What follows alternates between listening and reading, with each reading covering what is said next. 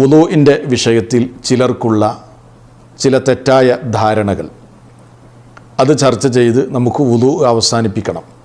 പിന്നീട് വേറെ വളരെ സുപ്രധാനമായ നമസ്കാരവും അതിനോടനുബന്ധവുമായ കാര്യങ്ങളൊക്കെ വിശദീകരിക്കേണ്ടതുണ്ട്. എല്ലാം വിശദീകരിക്കുവാനും കേൾക്കുവാനും പഠിക്കുവാനും എല്ലാം അള്ളാഹു നമുക്കെല്ലാവർക്കും തൗഫീഖ് നൽകുമാറാകട്ടെ. ചില ആളുകൾ ധരിച്ചു വച്ചിട്ടുള്ളത് വുളൂ എടുക്കുന്ന സമയത്ത് ഔറത്ത് അഥവാ നഗ്നത മറച്ചിട്ടില്ല എങ്കിൽ വുളൂ ശരിയാവുകയില്ല എന്നതാണ്. ആ ഒരു ധാരണ നമ്മൾ തിരുത്തണം. ഒരിക്കലും വുളൂഇൻ്റെ സിഹത്തിന്, അതായത് വുളൂ അതിൻ്റെ സ്വീകാര്യതയ്ക്കുള്ള നിബന്ധനയായി ഔറത്ത് മറക്കണം എന്നൊരു നിബന്ധന മഹാനായ പ്രവാചകൻ സല്ലല്ലാഹു അലൈഹി വസല്ലം പഠിപ്പിച്ചിട്ടില്ല. ഇസ്ലാമിൻ്റെ പ്രമാണങ്ങളിൽ നമുക്കത് കാണുവാനും സാധ്യമല്ല. അതുകൊണ്ട് തന്നെ ഈ വിഷയം ചർച്ച ചെയ്യുമ്പോൾ പണ്ഡിതന്മാരൊക്കെ പറഞ്ഞിട്ടുണ്ട്, എന്ത്, ഔറത്ത് മറക്കുക എന്നത് ഒരിക്കലും വുളൂഇൻ്റെ സ്വീകാര്യതയ്ക്കുള്ള ഷർത്തല്ല. അപ്പോൾ ഒരാൾ നഗ്നമായി അതല്ലെങ്കിൽ ഔറത്ത് മറക്കാതെ വുളൂ ചെയ്താലും അയാളുടെ വുളൂ എന്താകും? ശരിയാകും. അപ്പോൾ ഈ തെറ്റായ ധാരണ നമ്മൾ തിരുത്തണം. എന്നാൽ നമ്മുടെ നഗ്നത മറ്റാളുകൾ കാണാൻ പാടില്ല, അത് പറയേണ്ടതില്ലല്ലോ. എന്നാൽ നഗ്നത മറച്ചുകൊണ്ട് വുളൂ ചെയ്യലാണ് ഏറ്റവും നല്ലത്. അത് നമ്മൾ മനസ്സിലാക്കുക. അപ്പോൾ അതാണ് ഈ വിഷയത്തിൽ ഒന്നാമതായി സൂചിപ്പിക്കാനുള്ളത്. അതേപോലെ വേറെ ചില ആളുകൾക്ക് ഉണ്ടാകാറുള്ള ഒരു തെറ്റായ ധാരണ, വുജൂബു ഖൽഇൽ അസ്നാനിൽ മുറക്കബ ഇൻദ കുല്ലി വുളൂഇൻ. ചില ആളുകൾ കൃത്രിമ പല്ലൊക്കെ ചിലപ്പോൾ വെച്ചിട്ടുണ്ടാകും. ആ പല്ലൊക്കെ ഓരോ വുളൂവും ചെയ്യുന്ന അവസരത്തിൽ അഴിച്ചു വെച്ചിട്ട് വുളൂ ചെയ്തെങ്കിലേ വുളൂ ശരിയാവുകയുള്ളൂ, അത് അഴിച്ചു വെക്കൽ നിർബന്ധമാണ് എന്ന് ധരിച്ചു വെച്ചിട്ടുള്ള ആളുകളുണ്ട്. അതും ശരിയല്ല. മറിച്ചിപ്പോൾ നമ്മുടെ കയ്യിൽ സ്ത്രീകളൊക്കെ വള ധരിക്കാറുണ്ടല്ലോ. വുളൂ ചെയ്യുന്ന അവസരത്തിൽ വള അഴിച്ചു വെക്കണോ? വേണ്ട. ആ വള ഇങ്ങനെ ചലിപ്പിച്ച് അതിൻ്റെ അകത്തേക്കൊക്കെ വെള്ളം കയറിയാൽ മതി. ഇതേപോലെ വായിൽ നന്നായി കൊപ്പിളിച്ച് വെള്ളം കയറ്റിയാൽ മതി. ആ പല്ലെടുത്ത് വെക്കണം എന്നൊന്നും ഇല്ല. അതും നമ്മൾ മനസ്സിലാക്കേണ്ട ഒരു വിഷയമാണ്. ഇനി അവസാനമായി, വുളൂ അവസാനിച്ചാൽ പ്രാർത്ഥനയുണ്ട്, അല്ലേ? ധാരാളം ആളുകൾ അത്തരം പ്രാർത്ഥനകൾ വിസ്മരിക്കാറാണുള്ളത്. ആ പ്രാർത്ഥന ചൊല്ലാത്തത് കൊണ്ട് നമ്മുടെ വുളൂ സ്വീകരിക്കാതെ പോകുന്നില്ല. പക്ഷെ അവിടെ മനസ്സിലാക്കേണ്ടത്, ഈ വുളൂ അവസാനിക്കുന്ന സമയത്ത് ചൊല്ലേണ്ട പ്രാർത്ഥനകൾ നമ്മൾ ഒഴിവാക്കി കഴിഞ്ഞാൽ നമുക്ക് വലിയ പ്രതിഫലമാണ് അതിലൂടെ നഷ്ടമാകുന്നത് എന്ന് നമ്മൾ മനസ്സിലാക്കുക. ഒരു ദിവസത്തിൽ 5 നേരങ്ങളിൽ നിർബന്ധമായി നമ്മൾ വുളൂ ചെയ്യുന്നുണ്ട്.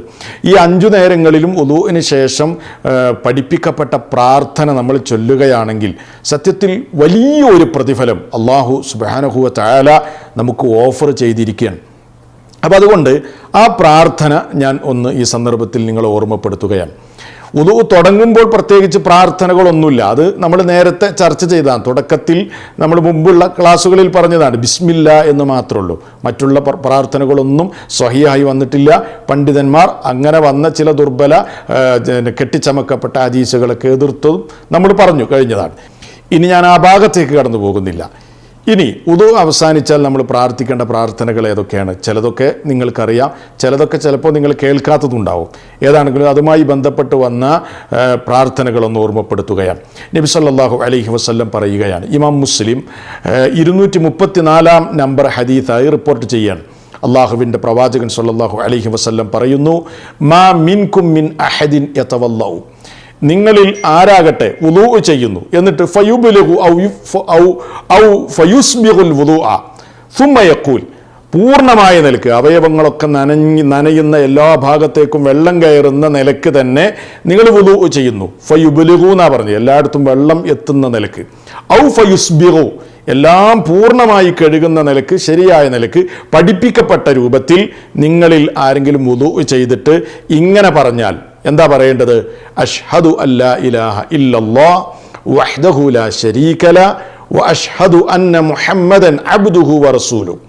ഇതാണ് പറയേണ്ടത്. അഷ്ഹദു അല്ലാ ഇലാഹ ഇല്ലല്ലാഹ് വഹ്ദഹു ലാ ശരീക ലഹു വ അഷ്ഹദു അന്ന മുഹമ്മദൻ അബ്ദുഹു വ റസൂലുഹു. ഇത് പറഞ്ഞാൽ എന്താ അവന് കിട്ടാൻ പോകുന്നതെന്ന് അറിയോ? ഇല്ലാ ഫുതിഹത് ലഹു അബ്വാബുൽ ജന്നത്തി തമാനിയതു യദ്ഖുലു മിൻ അയ്യിഹിമാ ശാആ. സുബ്ഹാനല്ലാഹ്. അവൻ്റെ മുമ്പിൽ സ്വർഗത്തിൻ്റെ 8 കവാടങ്ങളും തുറക്കപ്പെടാതിരിക്കുകയില്ല. ഇല്ലാ ഫുതിഹത് ലഹു, തുറക്കപ്പെടാതിരിക്കുകയില്ല അയാൾക്ക്.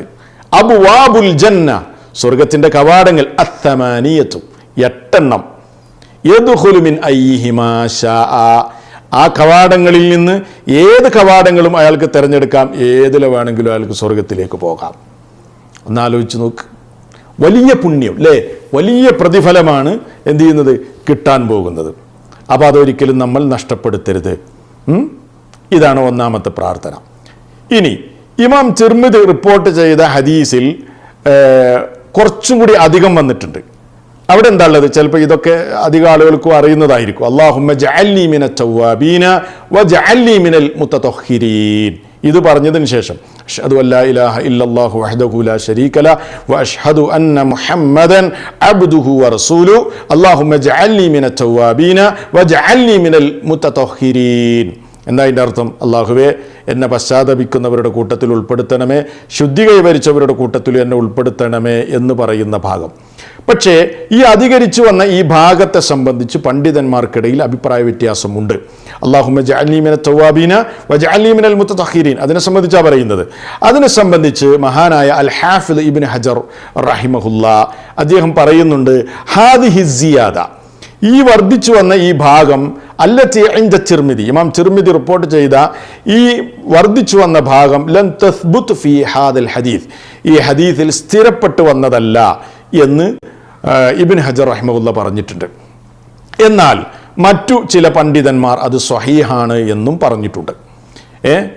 പല പണ്ഡിതന്മാരും, ഈ മഹാനായ ഇമാം ഇബ്നുൽ ഖയ്യിം റഹിമഹുല്ലാ, അതേപോലെ ഇമാം അൽബാനി റഹിമഹുല്ലാ, വേറെയും ചില പണ്ഡിതന്മാരൊക്കെ അത് ആ ഭാഗം സ്വഹീഹാണ്, ചൊല്ലുന്നതിന് വിരോധമില്ല എന്നും പറഞ്ഞിട്ടുണ്ട്.